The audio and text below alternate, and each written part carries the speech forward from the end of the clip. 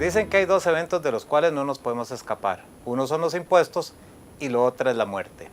Cuando hablamos de la muerte tenemos que pensar a futuro. Nadie está pensando que se va a morir al día siguiente. Y precisamente esa planeación a futuro involucra esquemas de sucesión. Hoy nos acompaña el licenciado Roberto Leiva de Facio y Cañas para hablar un poco sobre estos temas.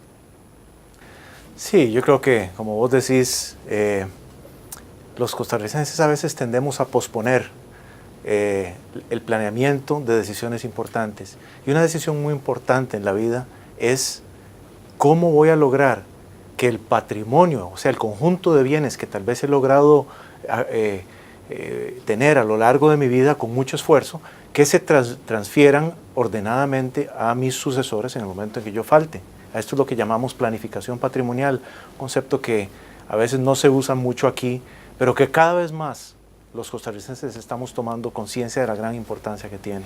Ahora, cuando hablamos de planificación patrimonial, entiendo que hay varios esquemas que pueden ser utilizados. ¿Por qué no comentamos un poco sobre estos esquemas? ¿Cómo no?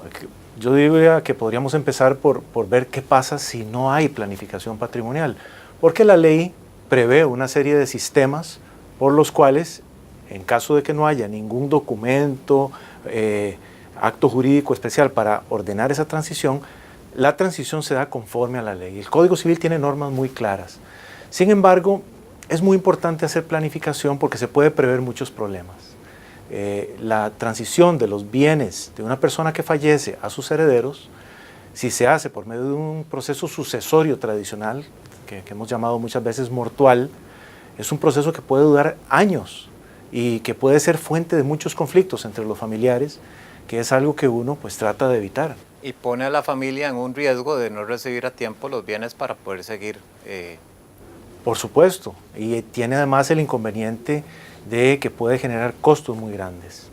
Entonces existen formas en que uno puede tomar previsiones para reducir el impacto que pueden tener esos procesos de sucesión. El más sencillo de todos es el testamento.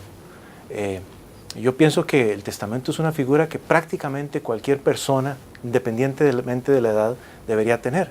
Es un instrumento que tiene muy poco costo hacerlo y que va a resolver un montón de problemas en el caso de que la persona falte.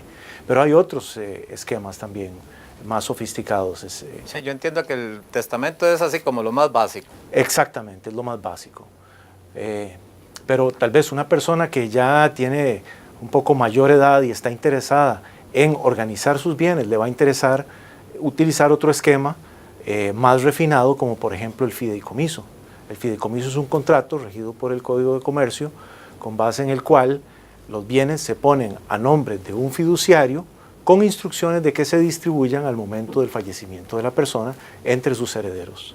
Ese procedimiento incluso evita el trámite de una mortual ante un juez con los inconvenientes que estábamos diciendo. Es un proceso que funciona de una manera bastante automática, entonces es muy útil y se está usando cada vez más. Ahora bien, en algún lugar había leído yo que los fideicomisos tienen un plazo de expiración. ¿Esto es cierto?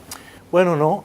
Cuando son sus fideicomisos con fines sucesorios, lo que tienen no es un plazo de expiración, sino una condición de liquidación, que es cuando la persona fallece.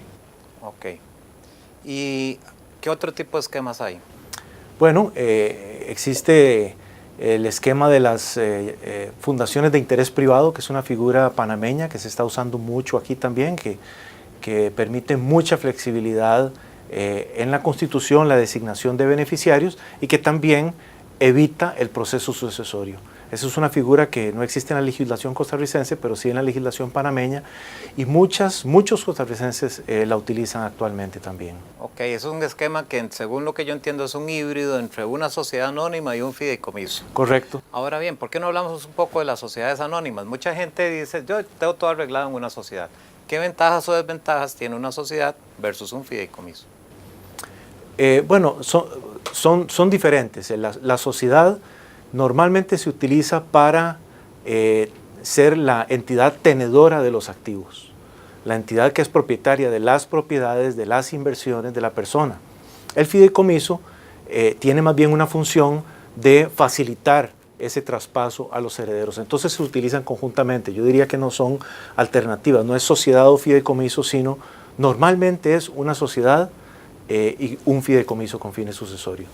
Cuando estamos hablando de un fideicomiso, una sociedad anónima o una fundación de interés privado, cualquiera de estos esquemas, ¿hay algún beneficio fiscal de una sobre la otra o incluso contra un testamento? Bueno, sí, como bien adelantaste, en Costa Rica todavía tenemos la situación de que no hay un impuesto a las herencias, como sí existe en otros países, y eso exige todavía más complicación a la hora de hacer planeamiento de estos asuntos. Sin embargo, yo diría que lo que hay es diferencia en costos. El impacto fiscal no es tan grande entre una figura u otra, pero sí los costos. Por ejemplo, un proceso sucesorio que puede durar años implica mucho más gasto en términos de honorarios legales, en términos del costo de avalúos. Los avalúos normalmente hacen que el valor de los bienes que se van a distribuir aumente, con lo cual la base para el impuesto de los traspasos de bienes inmuebles, cuando se trata de inmuebles, va a aumentar, entonces eso va a impactar el costo. Entonces, definitivamente, un esquema como el fideicomiso es un esquema o el de las fundaciones de interés privado que conversábamos antes, son esquemas que reducen muy significativamente el impacto en el momento de una sucesión, indudablemente. Bueno, muy bien, ha sido un gusto tener aquí a don Roberto Leiva. Es importante que usted piense en su futuro y sobre todo en el futuro de su familia. La planeación es importante, no solo sucesoria, la planeación fiscal, los beneficios de largo plazo, como hemos hablado en ocasiones anteriores, aquí quedan de manifiesto. Los invito a que nos sigan en nuestro blog pulsobursátil.com. Ahí usted podrá encontrarse temas como este de mucho interés para su planeación, para su futuro y para su bienestar económico.